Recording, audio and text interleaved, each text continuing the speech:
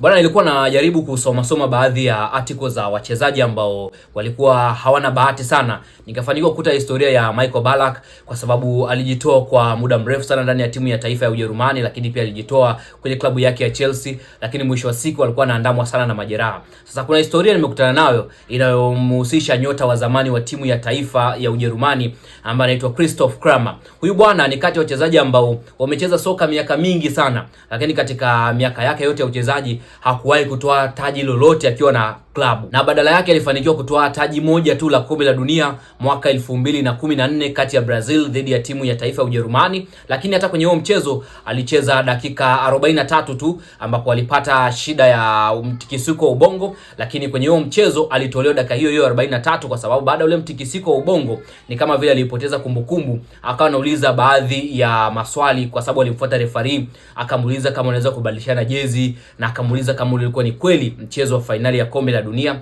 Lakini hata baadaye alimfuata nahodha Philipp Lahm na kumwambia sasa ampe armband ya captain kwa sababu yeye ndio kapteni. Hata baadaye alimfuata Manuel Neuer, huyu ni golikipa wa timu ya taifa ya Ujerumani, na akamwambia anaomba gloves kwa sababu yeye ndio golikipa sasa. Baada ya ile situation, Philipp Lahm alienda kuzungumza na kocha Joachim Löw na kumueleza kilichotokea, ambapo baadaye Christoph Kramer alifanywa mabadiliko dakika 43 na akaingia nyota wa zamani wa klabu ya Chelsea Andy Scholler. Lakini sasa kwa mchezaji huyu inaonekana kwenye makuzi yake alipita klabu ya Bayern Leverkusen, lakini akapita Bochum na kisha baadaye akapita Borussia Mönchengladbach. Lakini shida kubwa ambayo ilimkuta huyu mwamba ni katika club level amehangaika sana, lakini hakuwahi kutoa taji lolote. Taji pekee ambalo anajivunia ni taji la kombe la dunia ambayo tunasema ni international level, ambapo pia katika mchezo huo wa finali alicheza dakika 43 tu. Kwa hiyo huyu pia ni mchezaji ambaye anasemekana kwa wachezaji wa Kijerumani ni mchezaji pia ambaye alikuwa na bahati mbaya ukiachana na Michael Ballack.